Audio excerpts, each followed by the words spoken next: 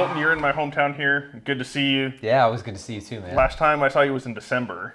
Yeah. If you remember, we were at the I Am They show. That's right. That is right. That's Their right. last show. Celebrating their last show. Did you cry at all at the end of that one, or is that just me? Man, I felt it for sure. We got to know those guys really well earlier last year on Winter Jam. Shared a bus. So it was kind of bittersweet. Yeah. We were excited to celebrate with them, but sad to see them go, of course. Yeah, that last note came down, and it just is like... I know. There's like, do we cry here? What's the appropriate response? I know. It's like, we've got to chant one more song as a we crowd. do. We just got 100%. to. You know? Yeah. And if I knew Canvas was coming out then, okay, I probably still would have stayed. It was all about I Am They, you know. For sure. But however, Canvas came out. Yeah. Oh my gosh, dude. What an awesome EP. Oh, thank you so much, man. We've been sitting on these songs for a long time, so thrilled that they are finally in your hands. Man, I feel like any project, I'm hearing them over and over and over again. And now that it's out, I will never listen to them ever again. But I'm stoked that they're out. I'm glad you're enjoying it. You say in your hands, like the problem with video interviews, like what do you do with your hands, right? Like, I'm a piano player too, so it's like if I don't have keys, I'm like T-Rex.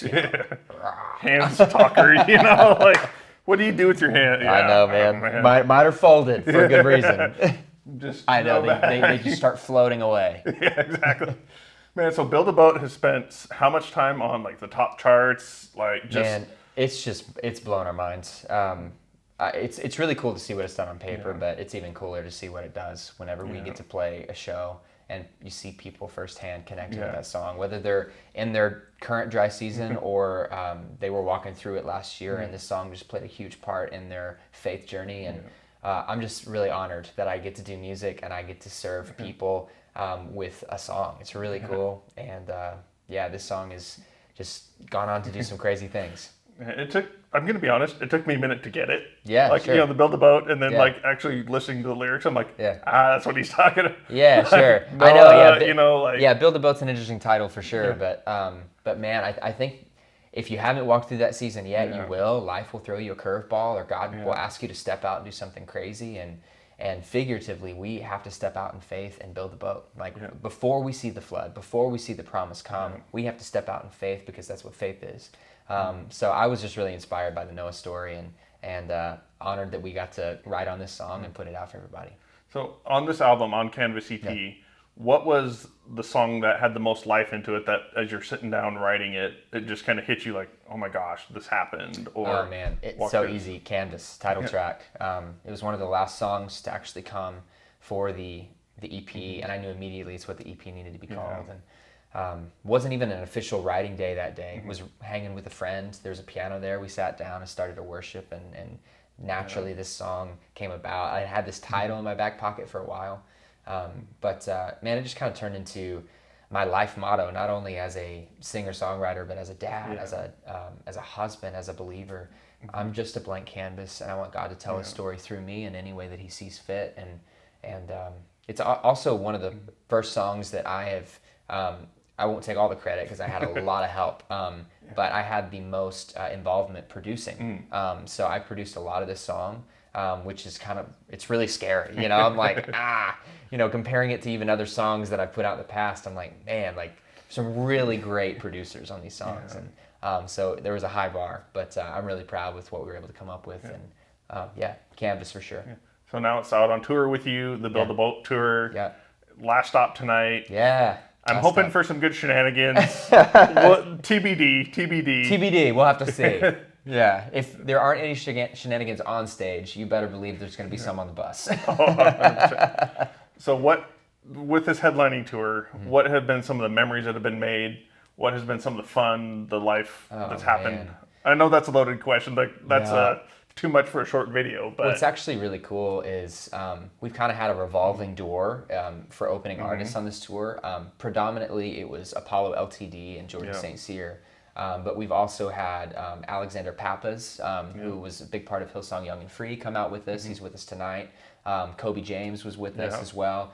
So we've gotten to know quite a few people on this tour. We've learned a lot. This is definitely the biggest headline run we've ever done. It's like 36 or 37 shows, which is crazy. But we learned a lot. Things we would do again and things we wouldn't, and whatever. we're not going to have any tacos on the fall tour. We're tacoed out. That We're going to hurts. put in the rider, no more tacos. My Texas guy, like that hurts so bad. I know. That hurts so It bad. was more so like the first month of the tour. It was like the running joke. We would show up for lunch and it was a taco bar. It's like, oh man, I love tacos, but not every day. Anyway, but yeah, getting to know some of the people on the road has been one of the highlights for me. On stage, the highlight for me every night is, again, seeing people connect with Build a Boat. If you would ask the crowd, I would say 90% of the people are here for one song. Yeah. And man, I think that's really cool. We've been doing this for 10, 11 years. We're still giving a very similar show than we did, back then. Hopefully we're better than we were back then. But very similar show. But for whatever reason, this song is what connected and resonated with people, and it's just so cool to see that firsthand. So closing question here. Yeah. So Annie's getting out, doing a little bit more of her own music and all that. Yeah, man. Who's the better artist, you or Annie? Oh my gosh. You know what's really cool about Annie? I don't know. See, he's already dancing around the question. Yes, I am. What's really cool about Annie is she knows without a shadow of a doubt who her audience is, and she's going after it, and it's just women, all ages, but especially younger women, just reassuring them and reminding them that they're loved and that they're chosen, that they're beautiful, and they don't have to compromise their morals. And I just think she has such a heart for that, and it's so cool now to see music coming into play with this, passion that she's already had. So I'm pumped for her. I'm her biggest fan.